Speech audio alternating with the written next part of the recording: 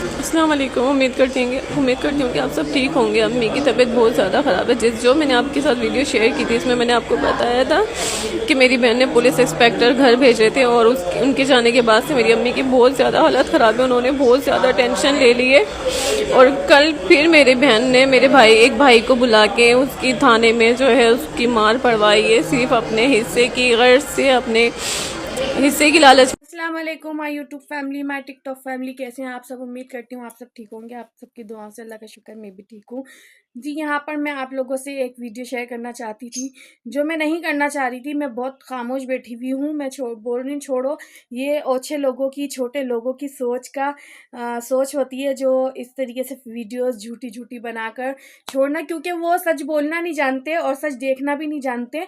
सच मतलब कि सच उनके लिए ऐसा है ना जैसे कि उनके लिए जहर पीने के बराबर है। तो वो सच सुनना नहीं चाहते, सच देखना नहीं चाहते और सच बोलना नहीं चाहते। सबसे बड़ी बात है कि सच बोलना नहीं चाहते।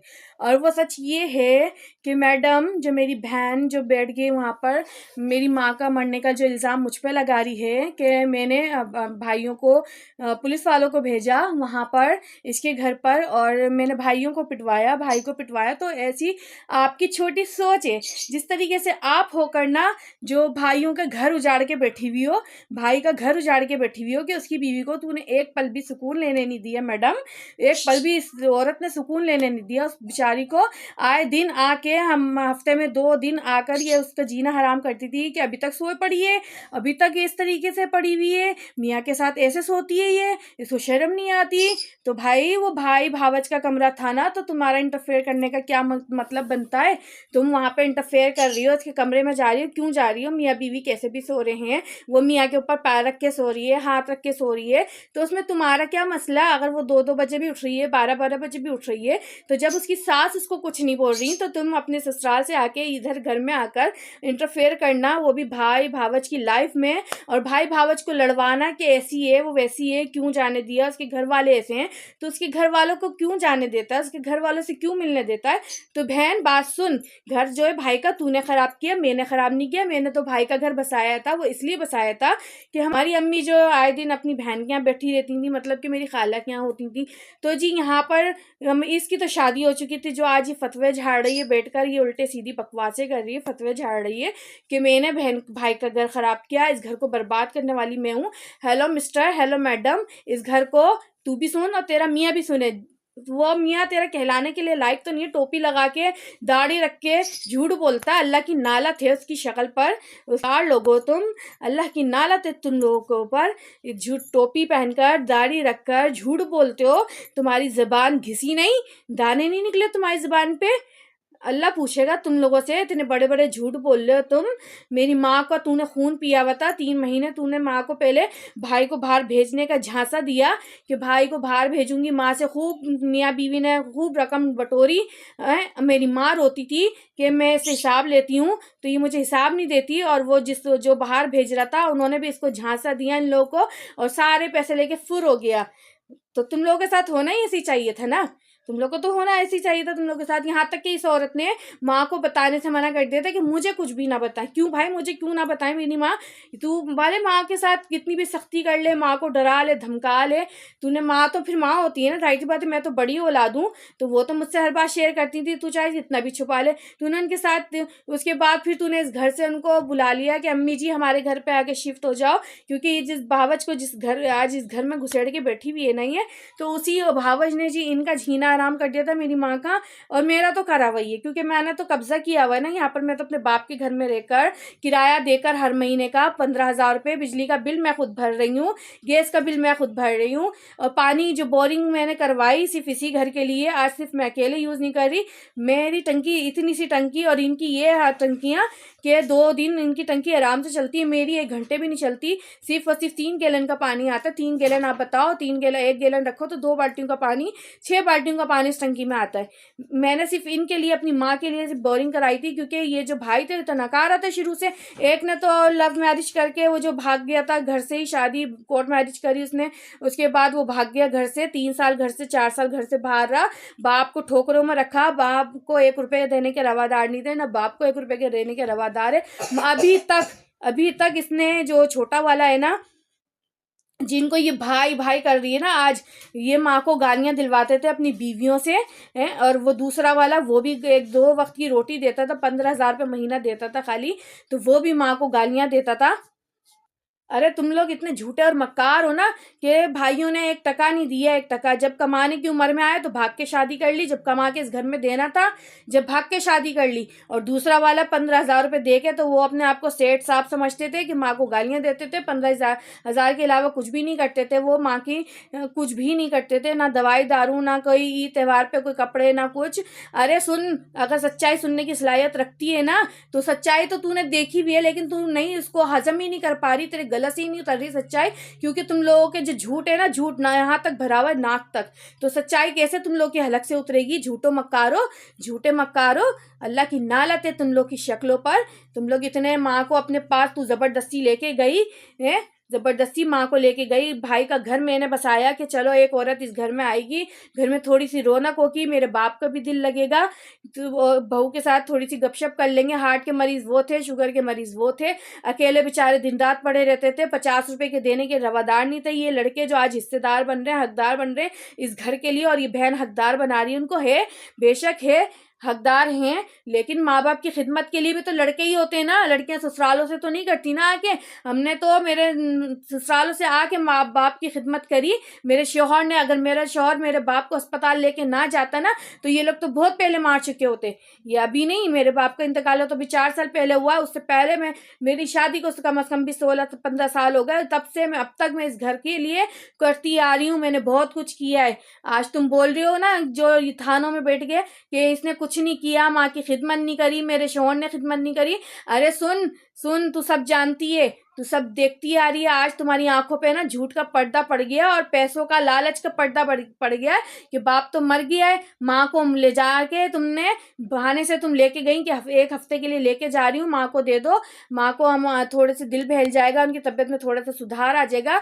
तो मियाँ बीवी झूठ बोल के 1 हफ्ते के लिए लेके गए, उसके बाद तुम लोगों ने चालाकियां खेलना शुरू कर दी कि हम नहीं भेजेंगे, हम कोई उनको भेजने के लिए कोई लेके गए। भाई मकान बेचो, मेरा हिस्सा दो, मेरी माँ का हिस्सा भी मुझे दो।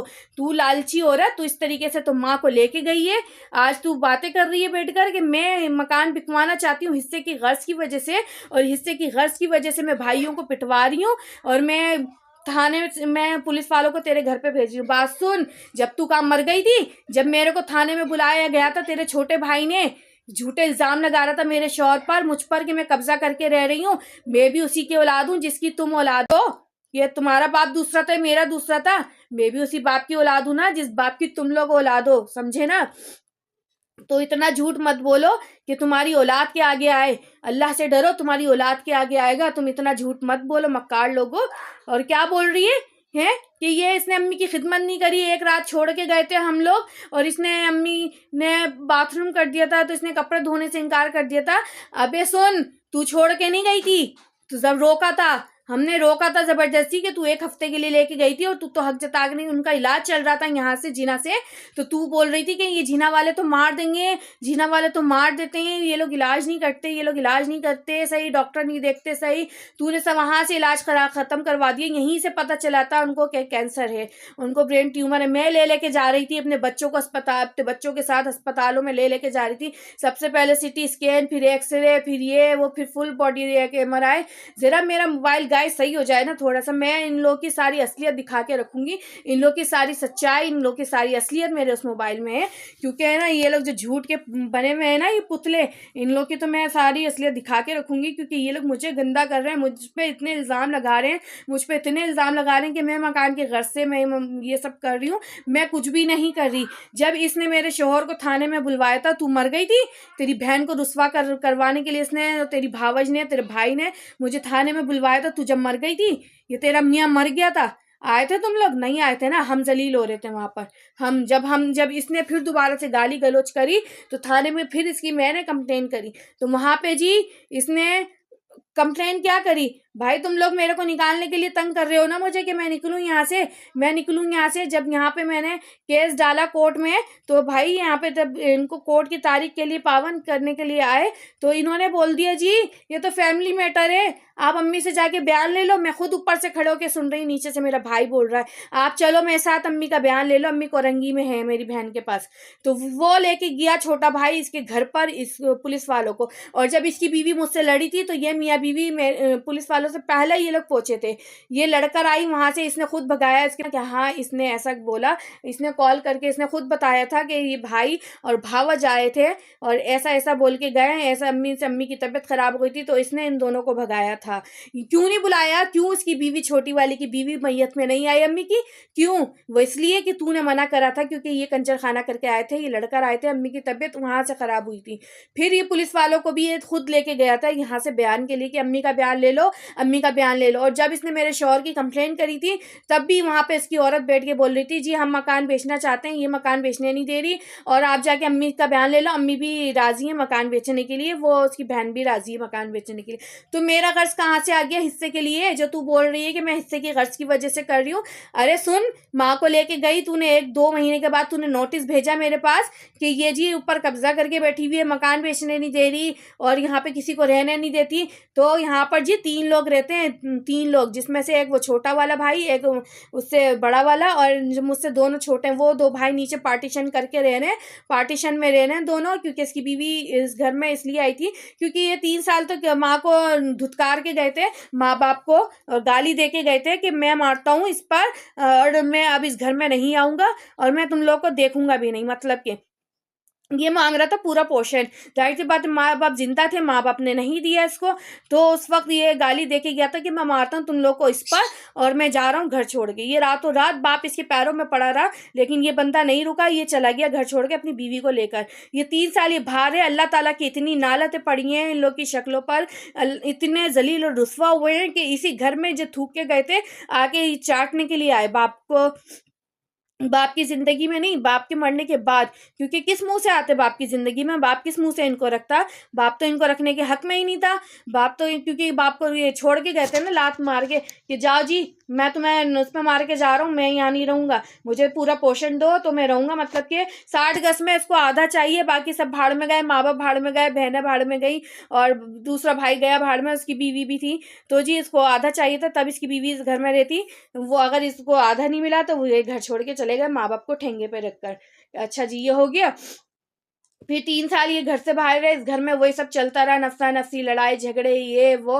घर खाली था, मैंने भाई की शादी करवाई थी उसकी जुबैर की, मैंने खुद शादी करवाई, सारा खर्चा मेरे शोहर ने मैंने किया। यहाँ तक कि इनकी इसने अपनी एक सेज पर एक फूल तक इसने अपने पैसों का नहीं लगाया, सब कुछ मैंने किया था, मेरी शोहर ने किया था। यहाँ तक कि निकाह तक हमने खुद करवाया था। खैर ये तो कहते हैं नेकी का काम होता है, लेकिन जब बात आती है तो इंसान बोलता है। जब जलील किया जाता है ना, जैसे कि मैं आज जलील हो रही हूँ तो मैं अब सब कुछ खोल के रखूंगी, सब कुछ मैंने करवाया था इसका। यहाँ तक कि इसका बेटा पहला पैदा हुआ था, उस तक की मैंने सब पैदाइश वगैरह खड़े होकर सब कुछ मैंने करवाई थी। वहाँ भी मैंने पैसा लगवाया, बीसी भी मैंने बोल बोल के बीसी डलवाई थी कि चलो तुम लोग ऑपरेशन के लिए तो पैसे डालो, केस के लिए तो पैसे डालो, बाकी मैं कर दूंगी तुम लोगों को। तो यहाँ तक सिर्फ इसने 15,000 रुपये में, उन 15,000 रुपये की एक बीसी डाली थी, जो इसके पास वो 15,000 रुपये थे, इसके अलावा कुछ भी नहीं था। आप मुझे बताएं एक बच्चा पैदा करने में क्या 15,000 रुपये लगते हैं? सिर्फ एक 15,000 रुपये इसके पास थे। सही है, ठीक है, हो गया। वो सब चलता रहा, बहुत अच्छे से चलता रहा। आए दिन ये मेरी छोटी बहन जो आज ये बातें कर रही है ना, जो वीडियो डाली, इसकी वीडियो तो मैं डालूंगी। सबर तो कट बेटा, तू पहले अपनी सास को खा गई, अब तू मेरी माँ को खा गई, अब मेरा भतीजा मेरे पास रहता है, अब तुझे उससे उसकी तकलीफ है, अब तू उसको खाना चाहती है। बाप को तो उसके तूने कर लिया, मेरे भाई को तो मेरे साथ था, एक मेरा भाई मेरे साथ था, मेरे हक में था, उसको भी इन लोगों ने अपनी तरफ कर दिया। पता नहीं कौन सी गुट्टी पिलाती है ये, क्या कौन सा जादू करती है, उसको अपनी तरफ कर लिया। अब वो सिर्फ और सिर्फ मजबूरी में उसने अपने बच्चा मेरे पास छोड़ा हुआ है, क्योंकि उसकी तालीम मेरे पास चल रही है यहाँ पर, इसलिए। और वो बच्चा भी नहीं जाना चाहता, ये जबरदस्ती आए दिन बच्चों को वो बोलता है कि मैं तुम्हें यहाँ से ले जाऊंगा। वो बच्चा नहीं जाना चाहता, वो रोता है मम्मा मैं यहाँ से गया तो मैं मर जाऊंगा, मैं आपके बगैर नहीं रह सकता। क्योंकि मैंने उस बच्चे को बचपन से पाला, क्योंकि मैंने आपको जैसा कि बताया इस वीडियो में कि मैंने इसकी माँ की शादी मैंने करवाई थी। तो यहाँ तक कि इसकी जो माँ थी, हम दोनों दोस्तों की तरह रहते थे, हम लोग बहुत ज़्यादा अटैच थे। इस चीज़ को लेकर मेरी बहन को इस चीज़ को लेकर भी बहुत ज़्यादा तकलीफ थी कि ये एक साथ क्यों क्यों रहती हैं, ऐसे हंसी बोलती क्यों हैं, इसको इस चीज़ का भी तकलीफ थी, मार्केट जा रहे हैं, कुछ ला रहे हैं, खा रहे पी रहे साथ शेयर कर रहे हैं, इसको इस चीज़ की भी तकलीफ थी। ये बहुत शुरू से ही जल कुकड़ी थी, मेरी खुशियों को मुझसे छीनती थी, मेरे पास जो होता था वो मेरे से छीनना चाहती थी, अपनी बलबूते पे कुछ भी नहीं करती। ये सिर्फ कहते हैं ना बना बनाया लोगों से, जैसे मेरे पास आज सब कुछ है ना, मेरे वो ये छीन लेती। जैसे मेरी माँ मेरे पास रहती थी, इसको उस चीज़ की भी तकलीफ थी कि माँ इसके पास क्यों रहती है, ये माँ के पास क्यों रहती है। इसने माँ को भी बुला लिया अपने पास, छीन लिया, सही है ठीक है। इसने वहाँ और उसके बाद जब इसने भाई को बाहर भेजने का इसने ढोंग रचा था, माँ से खूब पैसा बटोरा भाई से, उसके बाद जी वो तो भाग गया, फरार हो गया, ये बाहर नहीं गया, कुछ भी नहीं हुआ। फिर इसकी सास को भी कहते हैं ना, अल्लाह ताला जो करता है ना, जिसके दिल में जैसा होता है उसके साथ अल्लाह ताला वैसे ही दिखाता है, उसके मुंह पे वैसे ही चमाटा मारता है। इसकी सास को भी कैंसर हुआ जी, इसको तो बहुत अच्छी तरीके से आता है गाइज, इसको बटोरना, इसको जो बटोरना बहुत अच्छी तरीके से आता है कि किस तरीके से कैसे रखना है और कैसे किस सामान बटोरना है। तो इसी तरीके से इसने अपनी सास का सामान भी बटोरा जी। इसने अपनी सास का सोना वोना जो भी जेवर था ना, जो कपड़े लगते जो भी था, इसने सब बटोर लिया। इसने अपनी नंदों को एक सोने की लौंग तक नहीं देने दी अपने नंदों को। ये नंदों की ना एक एक एक कहते हैं ना, मेरे सामने खुद बेचारी रो रही थी, इसके ससुर रो रहे थे कि इसने ऐसा किया, फायजा ने ऐसा किया। फायजा ने अस्पताल में किसी को मिलने नहीं देती थी, मेरी नंदों इसकी नंदों को नहीं रुकने, अपनी नंदों को रुकने नहीं देती थी, हर जगह अपने नंबर बनाती थी, हर जगह अपने कि मैं ही हूँ, बस मैं ही कर रही हूँ, देखो मैं कितनी अच्छी बहू हूँ। और ठोकरों पे रखती थी सास को, लाते मारती थी, गालियां देती थी कि बुड्ढी कब मरेगी बुड्ढी।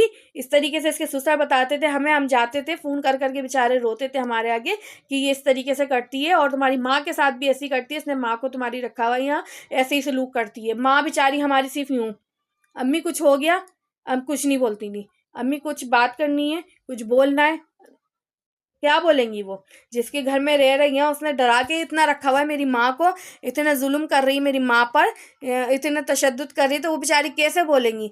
तू यहाँ से लेके गई थी कि जी माँ को मार देंगे ये लोग, तो मेरे भाई दोनों जो हैं गाली दे के बोल रही थी कि इसका मियाँ कि ये दोनों तो मेरे साले मार देंगे, हम लेके जाएंगे, मेरी माँ की जगह है, मैं बहुत खिदमत करूँगा, है मैं बहुत खिदमत करूँगा। अच्छा जी एक बात और, जब ये इनका बाहर जाने का हो रहा था ना, तो इसकी माँ को कैंसर था, ये जो हमारी बहन के खसम को जी, खसम सॉरी भाई बहनों ही तो बोलने के काबिल ही नहीं है, खसम ही बोलूँगी इसकी खसम को जी, कि क्योंकि मेरे शोहर की, मैं तो बड़ा था ना, मेरा शोहर बड़ा है और ये इतनी ज़रा-सी थी, जब से समझो हमारा से मेरे शोहर का इस घर के साथ है, इस घर को बचाने वाला भी जी मेरा शोहर है, वरना ये घर पे तो ये घर तो होता ही नहीं, ये लोग रोड पे बैठे होते। आज जो ये घर कर रहे हैं ना, ये घर नहीं होता।